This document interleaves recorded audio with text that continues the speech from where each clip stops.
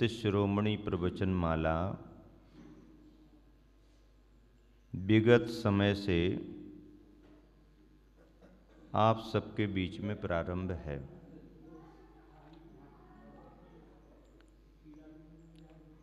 पांचवा पार्ट प्रारंभ किया जा रहा है।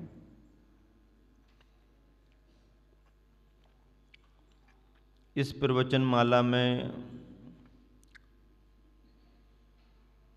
गुरुवर आचार्य श्री विद्यासागर जी महाराज के 50वें मुनि दीक्षा वर्ष संयम स्वर्ण महोत्सव वर्ष को ध्यान में रख करके उनके व्यक्तित्व और कृतित्व पर आधारित विशेष प्रेरक प्रसंगों को रखा जा रहा है।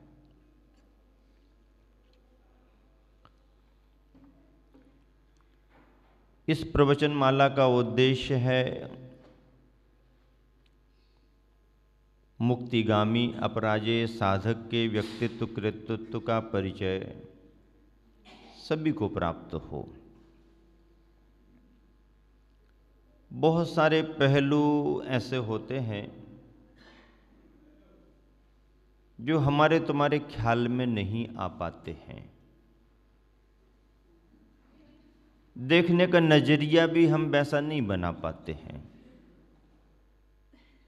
सामान्य जन तो केवल श्रद्धा से भर करके दर्शन वंदना करने को ही पर्याप्त समझ लेता है और उतना अवसर उसे मिल जाए तो अपने आप को कृतकृत्य जैसा मान लेता है।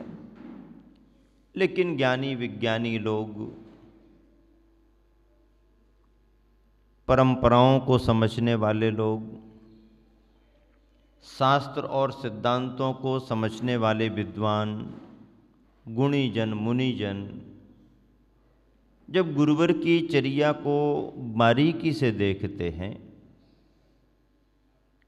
तब उन्हें कुछ विलक्षणता विशेषता प्राप्त होती है। और पिछले दिनों में मैंने उन्हीं बिंदुओं को लेकर के जन्म से लेकर के बाल्यावस्था से लेकर के यौवनावस्था से लेकर के संयम के मार्ग पर आगे बढ़ने से लेकर के निर्ग्रंथ मुनि दीक्षा के संदर्भों को लेकर आचार्य पद की प्राप्ति, अपने गुरुवर की समाधि कराना, उत्तर भारत की ओर से होकर के मध्य भारत मध्य प्रदेश में आना और मध्य प्रदेश के प्रवास में जो भी गुरुवर को वहाँ का वातावरण लगा, जो भी उनके अपने जीवन का लक्ष्य था, जो भी उन्हें गुरुवर ने निर्देश दिए थे, तदनुरूप स्वाध्याय और साधना के क्रम को गुरुवर आगे बढ़ा रहे थे।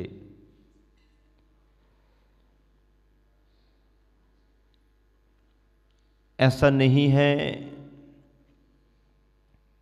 कि उन्हें समूचे जीवन में अनुकूलताएं ही रही हैं, प्रतिकूलताएं भी रही हैं। हमने प्रभावना के प्रसंगों को तो पकड़ा है, लेकिन जीवन के कष्टों को शायद हम नहीं समझ पाए होंगे। साधक के जीवन में अनुकूलताएं उनके भाग्य से बनती ही हैं, लेकिन प्रतिकूलताएं भी कम नहीं होती हैं। सत्ता में पड़े हुए कर्म अनुकूल और प्रतिकूल अपना फल प्रदान करते ही हैं। उसका अनुभव गृहस्थों को भी होता है तो मोक्ष मार्गी संत साधकों को भी होता है। लेकिन गृहस्थ कमजोर मन वाले होते हैं तो उन कष्टों से घबराने लगते हैं। संत संयत जन साधक जन उच्च मनोबल वाले होते हैं। प्रतिकूलताओं में दृढ़ता रखते हैं, कर्मों की स्थितियों को समझते हैं और अशुभ कर्मों के क्षय के उपाय में परिसय और कष्टों को सहन करते हैं। समता भाव से परिसयों को जीतना, कष्टों को सहन करना मोक्ष मार्ग का एक बहुत विलक्षण श्रेष्ठतम स्वरूप माना गया है। तो ऐसे मुक्तिगामी अपराजेय साधक जिन्होंने जीवन में कभी कोई उपाधि स्वीकार नहीं की, उपाधि देने वाले आज भी लालायत हैं, प्रयास बहुत पहले हो चुके लेकिन किसी को भी सफलता नहीं मिली। ऐसे संदर्भ भी हमने इस प्रवचनमाला में पिछले संदर्भों में रख दिए हैं। गुरुवर आचार्य श्री का कहना हर समय यह है कि मोक्ष मार्ग के पंच परमेष्टियों के पदों में से मुझे अपने गुरुवर ने मध्यम पद प्रदान कर दिया है। उसके पहले का मूल पद साधु पद प्रदान कर दिया है। उपाध्याय पद की योग्यता से स्वयं विभूषित, योग्यता से विभूषित हैं। तो फिर अब और किससे पद लेने की जरूरत?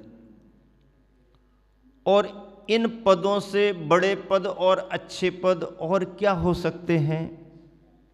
शायद ऐसा अनुभव गुरुवर के आध्यात्मिक जीवन में रहा है। यही कारण है कि उन्होंने आग्रहों और निवेदनों को सुनकर के भी उस पर ध्यान नहीं दिया और केवल संग नायक के रूप में गुरुवर ने जो उन्हें उनकी योग्यता को और समय की आवश्यकता को देख करके प्रदान किया, न चाहते हुए भी मजबूरी में जो पद उन्होंने लिया लेना पड़ा, गुरु की कृपा समझ करके, गुरु की संलेखना निर्विघ्न संपन्न हो ऐसा दायित्व बोध रखते हुए आज हम सबके बीच में आचार्य पद को सुशोभित कर रहे हैं। आचार्य पद में मूल साधु का पद तो गर्भित होता ही है। साधु बने बगैर कोई आचार्य तो बनता नहीं। मूल पद तो मुनि पद है। उपाध्याय और आचार्य तो आगे की स्थिति है। स्वीकार करें ना करें, मोक्ष पाने के लिए साधु बनना जरूरी है, उपाध्याय आचार्य बनना जरूरी नहीं। लेकिन संघ की व्यवस्थाओं के लिए, मुक्ति के मार्ग पर आगे बढ़ने वाले मुनिगणों के लिए, स्वाध्याय साधना में आगे बढ़ाने के लिए उपाध्याय और आचार्यों का योगदान बहुत बड़ा रहता है। ऐसे गुरुवर आचार्य श्री,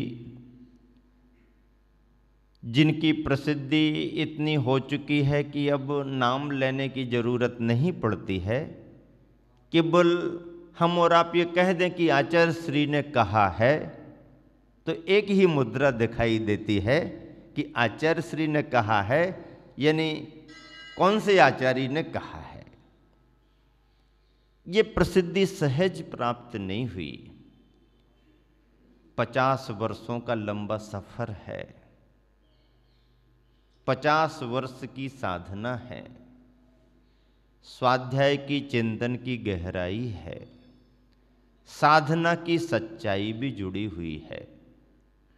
और यही कारण है कि 50 वर्षों में उन्होंने जो किया, आध्यात्मिक जीवन में उन्होंने अपने श्रम और पुरुषार्थ से जो कमाया, आज उसकी फसल हम सबको दिखाई दे रही है। जब वो अकेले विहार करते थे तब किसने देखा? जब हजारों हजार लोग उनके आगे पीछे लगे हैं तब सब लोग देख रहे हैं। जीवन साधना के क्षणों में, गुरुवर की संलेखना के समय आगे चल कर के संघस्थ कुछ शिष्यों को लेकर के जो उन्होंने चलना शुरू किया, धीरे धीरे संघ बनता गया, संघ बढ़ता गया और आज हम सबके सामने विशाल विशाल विशाल कहना चाहिए, कह रहा हूँ, पिच्छीधारियों की संख्या तो ठीक ही है, संख्या को क्या देखना, पर उन्होंने जो तैयार किया है, जिस तरीके से तैयार किए हैं, उन्हें देखो, चाहे मुनि हो चाहे आरिकाएं हो। और फिर पिच्छीधारियों के पीछे लगने वाले, बिना पिच्छी वाले, जो पिच्छी लेने के लिए लालायत हैं, आतुर हैं, बार बार निवेदन कर रहे हैं, उन सब की तरफ देखते हैं तो गिनती नहीं करते। गिनती करने की अब जरूरत भी नहीं है। ये समय हम देख रहे हैं, इस समय में हम 50 वर्ष का स्वर्णिम महोत्सव मना रहे हैं, संयम का स्वर्णिम महोत्सव। अपराजय इसलिए कहा गया, संभावना नहीं है 100-200 बरस में कोई ऐसा साधक इस धरा को मिलेगा। 500 बरस का इतिहास भी ये कहता है कि ऐसा साधक जिसने संपूर्ण बाल ब्रह्मचारी संघ को तैयार किया हो।